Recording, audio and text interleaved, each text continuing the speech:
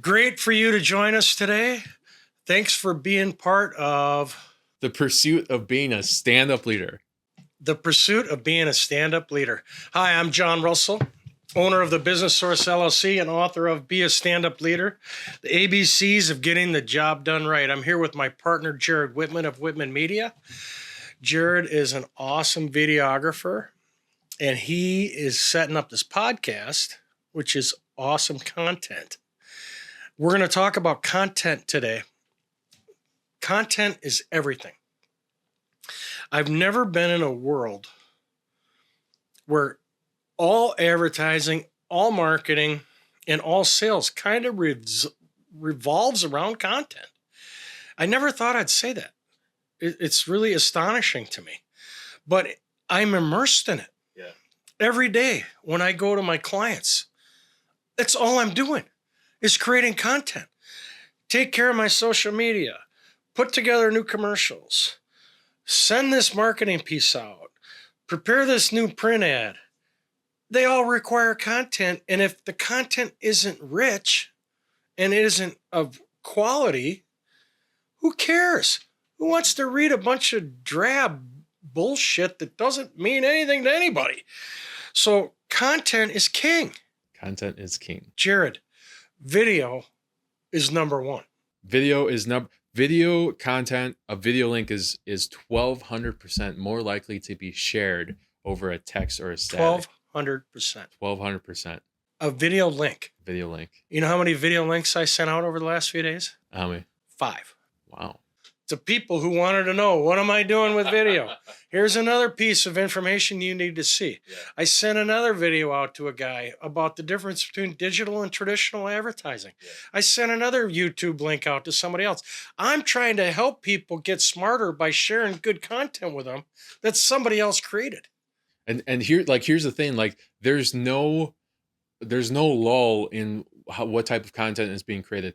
YouTube is the second largest search engine in the world. Owned by Alphabet. It's owned by Alphabet, which is Google. Right. Google's the number one search engine in the world. Google loves YouTube. People go to video sharing sites to learn or to laugh.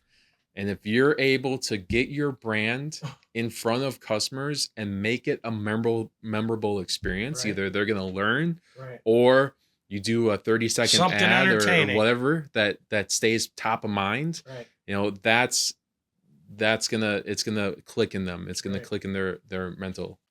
Yeah, I've never been so focused on creating quality content for my clients and the organizations that I'm part of. Yeah.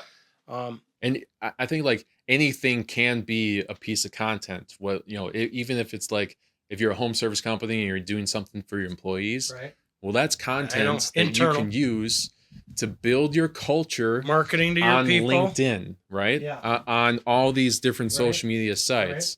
Tell me more about that. Well, you want to be able to build the culture of your business by capturing video, capturing images, interviewing your employees about what it's like working at your company. Oh yeah, recruitment. So to help out with recruitment. So you're not just creating content externally for your external customers, Right. which are the revenue. Internal and external. Internal and external. Your internal customers are your employees. Your external customers are your prospects. And your vendors. And your vendors. Yeah, your Suppliers vendors could and help vendors. too. Yeah. So, what's interesting is now you have to become your own publisher. I was telling Jared before, when I went to college, I didn't really get much out of it, except I was good at drinking beer and playing pool. But I also learned how to write. Yeah.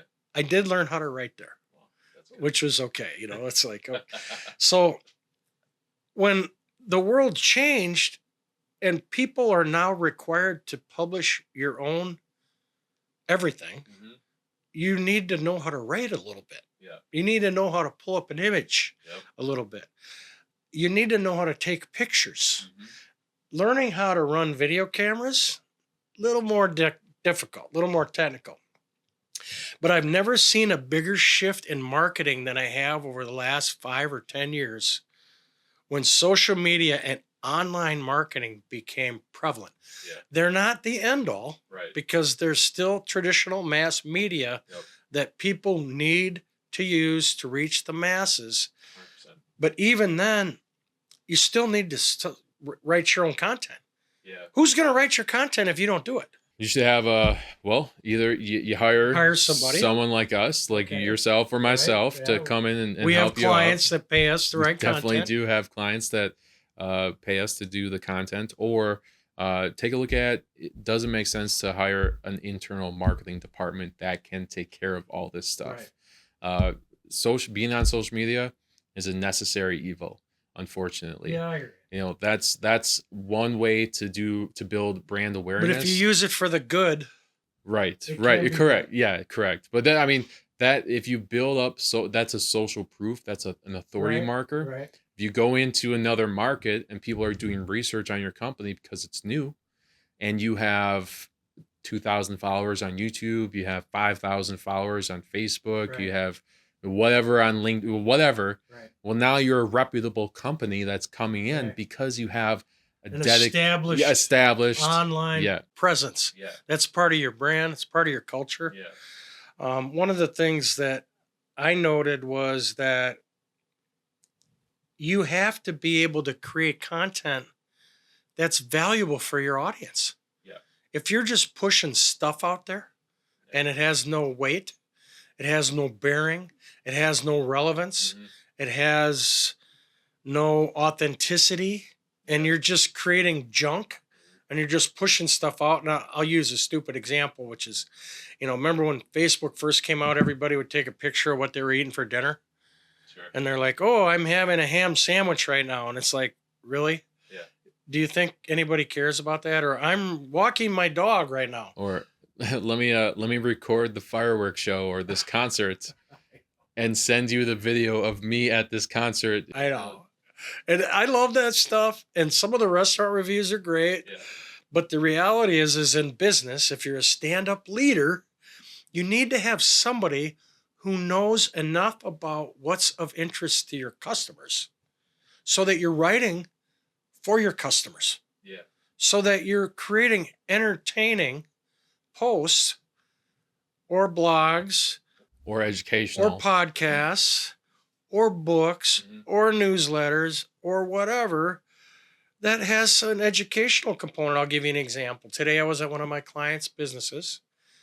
This week is their big local community festival. So I went online. I found out what is the schedule for the fair on Friday. I copied and pasted it, and I said, hey, if you're going to this community event, here's the schedule. Nice. Nothing fancy. Yeah.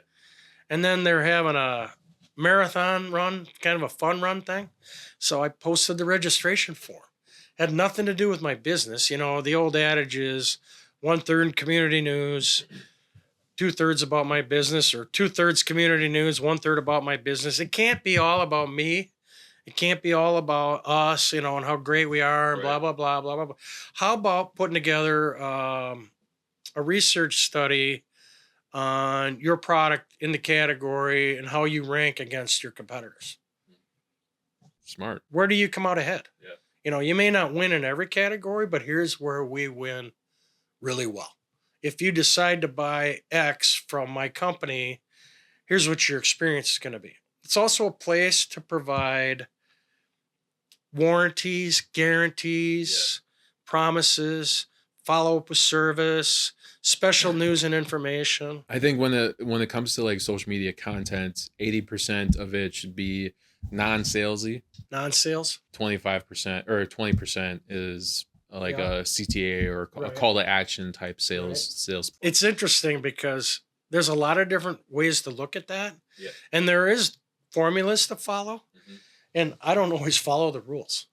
Which is, I think that's a testament to marketing, because when you're creating content from a marketing standpoint, how do you differentiate your content from your competitors' content? What is something that makes your company unique? What's a unique personality trait to your company? Yeah. And how can you relate that? That's an interesting question. Through your marketing messaging. Because I look at my clients' competitors' social media posts, And I ask myself, are they doing anything special that I'm not? Right. Or are they doing something that I should be doing? Yeah. Or, it's kind of like knowing your competition, but it's also making sure your content is on point. Yeah. You have to follow the brand pillars, right, of your brand, which Like is what? usually those are your core values. Okay. And then there's content pillars, which would be the services that you offer. You could write those down. I could write those down. Yeah. And then I've done from that. there, expand on each one. And then it's basically like a web of like what are the subservices of, let's say it's HVAC. Right. Well, what are all the subservices of HVAC? Besides furnaces and air conditioning. Furnaces and air conditioners. Now, what are all the components? The secondary options. How does a air conditioner affect humidity? Well, now is that a humidifier? When is or an air dehumidifier? purifier important? When is how does an air purifier affect your health inside your home? How does the regeneration of new air in your return ducts, or what I don't know all the components. A good content would be on how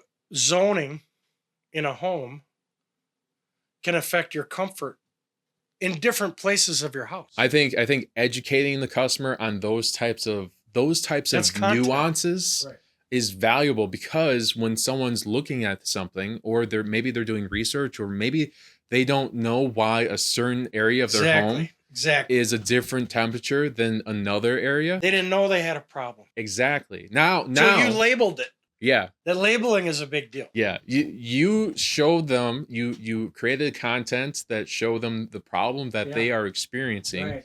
And now you're also telling them the solution, which is your brand. And they know how to solve it. Yep. And who are they going to call? Your company. Yeah, because you provided content that was relevant,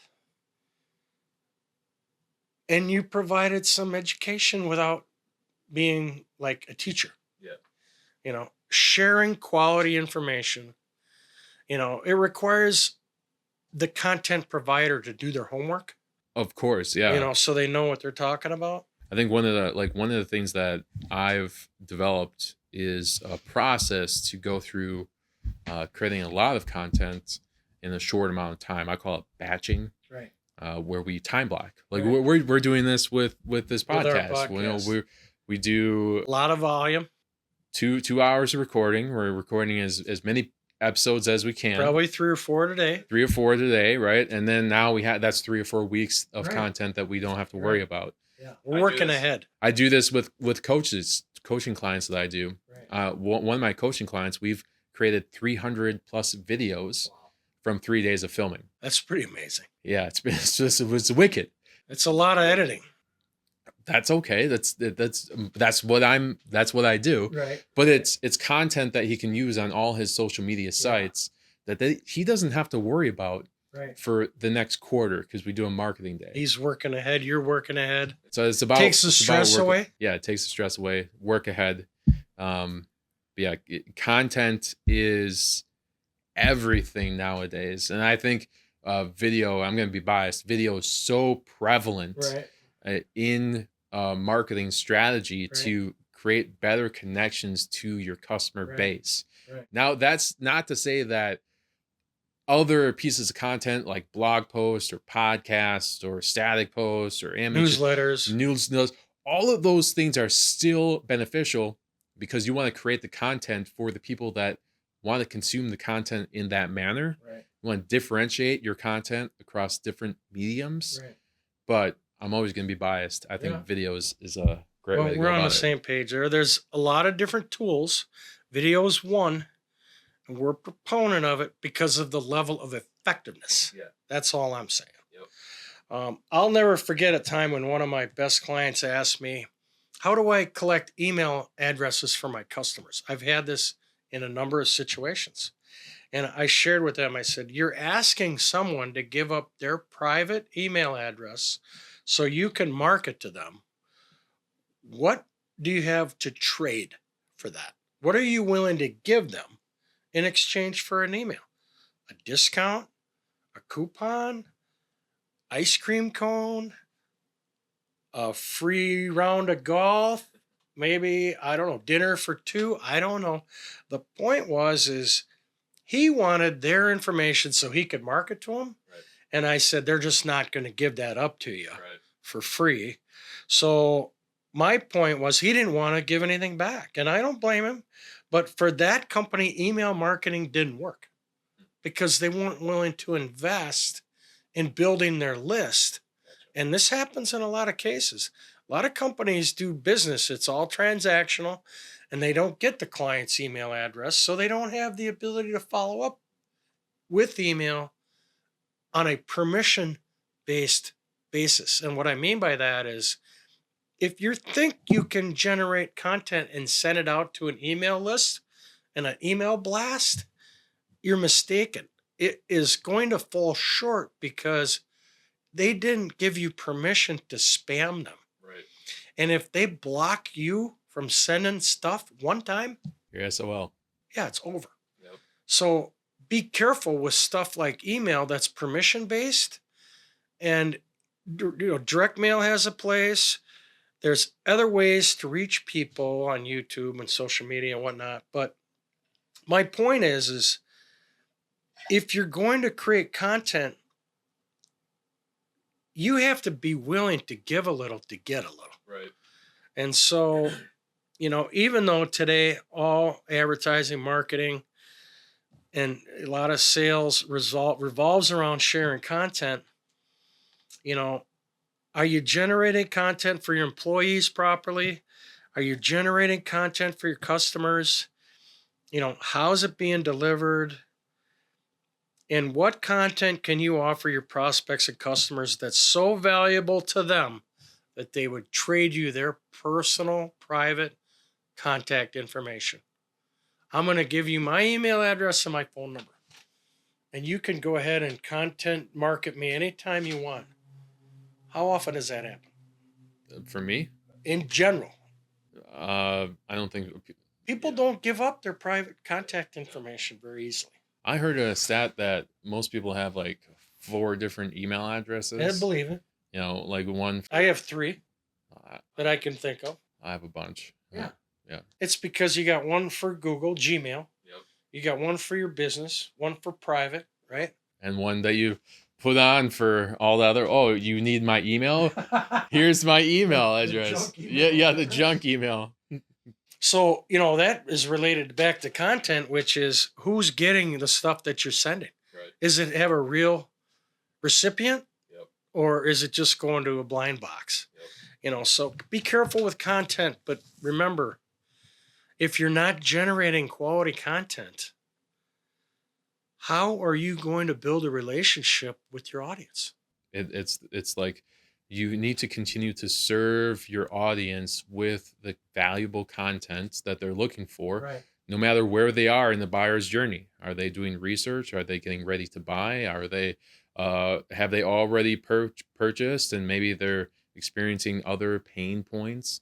There's the buyer's journey is this complex thing, but at a higher perspective, it's not that complex. It's just creating the content to serve those customers in their segment of the journey. Yeah. So a couple last things I want to say is creating content is what you need for pull marketing. And we'll talk more about push versus pull in the future. And it also has to be consistent and sustainable. If you're looking to get anything out of content marketing, you can't do a short-term campaign and think that people are going to all rush to your door and say, oh, you're the greatest. I can't wait to buy from you. Right, yeah. Content is kind of a forever thing. I think that it's almost like... It's a slow wheel, long into the future. It's a long game, yeah. And it's the same with marketing. Like you want to be proactive with your content, just like you're proactive with your marketing. Right. You can't get into the cycle of reacting versus being proactive. Right. Reactive.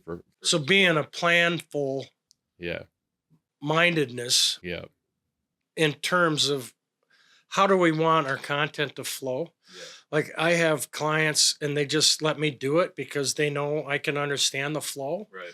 and I'm in it for the long game. Yep. And I create content every day and I create content every week and I create content every month and I create content every year. Right. It's a nonstop. Let me. I want to talk about. I want to talk to specifically solopreneurs that are just kind of doing things themselves. Right. So maybe they can't afford your Right. your services or my services. So I look at like batching and repurposing. Right. What have you already created? A blog post or Existing. existing content that you could repurpose into other different pieces of A content. Book. Yeah. Blog posts repurposed into videos, videos repurposed into blog posts. If you can't figure out how to get started in content, Right. take a look at your personal life experiences. Right. If you're a coach and you're trying to connect with other people, Right. what are the pain points that Right. your people have, that they've experienced? what are they experiencing, or what have the past clients have experienced? So What life experiences, drawing life experiences. common questions, life experiences? Those are connection pieces. How about past training programs? Past training programs, that's work. What did you think about going in? We're in a generation of information. Like we've always been a part of information. You walk into any bookstore and you have hundreds of years, thousands of years worth of knowledge. Right.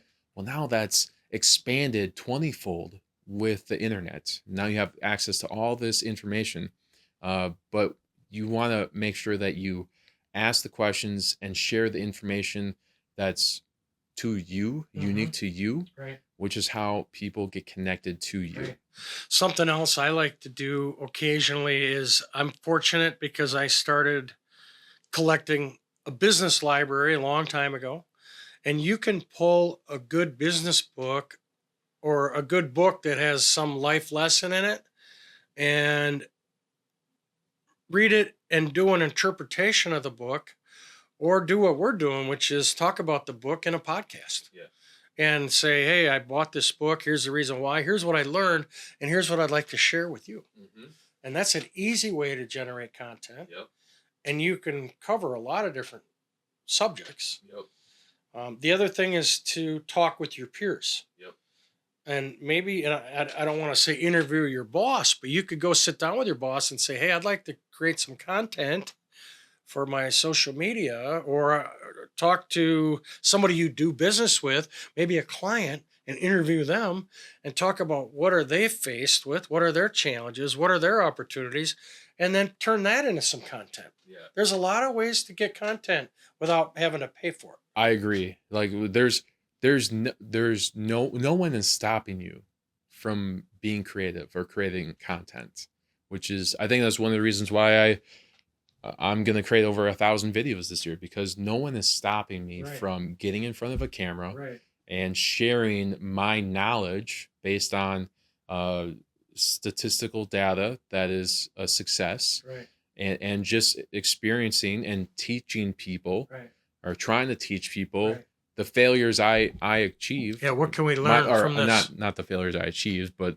what did I learn from my failures, and how I can help them navigate when they're coming up against that, or if they come up against something like that. And that goes back to why we're doing this podcast, to help educate businesses and entrepreneurs and solopreneurs become stand-up leaders in the world, and just make the world a better place. Yeah, content is a huge subject, and I think it's an extremely valuable tool for people to wrap their mind around. And that's the only thing that's standing between you and building an audience, is creating good content. And I'll just say this, don't use generative artificial intelligence to generate your material. Yeah. You can use AI to generate a concept, but then do your own research, put your own personal touch on it, because you don't want it to be generic. Yeah, I think that's one of the things that, like, those marketers who optimize AI to save time Right. are going to be successful. Right. But when it comes down to people buying something, Right. people buy on emotion. Right. And an AI tool or a machine Not as emotionally driven. cannot understand the emotion Right. of a human being. So I just wanted to mention that you can use it as a tool to get started, Yeah. but don't use it to replace good writing. You can't fire your marketing team and expect AI to do all the work for you. And I'll just say this, because we're always here to help people. If you're out there and you want to generate content, you want to create content for your social media channels or whatever vehicle you have to connect with your audience, and you are having difficulty and can't get started, give Jared or I a call and we'll help you. It's that simple. And we'll help you for free. We'll get you started. Don't let the fact that it might seem difficult stop you from going ahead and starting today. If you have trouble, give us a call. Yeah. And we'll help you. I would love to have a conversation Yeah. with anyone that's looking. It would make our day, wouldn't it? Yeah, I just, yeah, awesome. If it makes sense for us to work together, cool. Yeah. If it doesn't make sense for us to work together, cool. Making money, it's about helping you get started. Connecting the dots. We'll help you get started. From there, you got to take it on your own. Yeah. If you want us to do it for you into the future, that's a different subject. Then we're on a contract basis. It's a different setup. Yeah. So we've covered content pretty well. Yes. Critical concept. Everybody should be generating content. Everybody should be self-publishing. And if you want to move forward, everybody should be building an audience using one of the various tools that are available, including video. Yeah, I agree. So thanks for being with us today. Look forward to seeing you next time.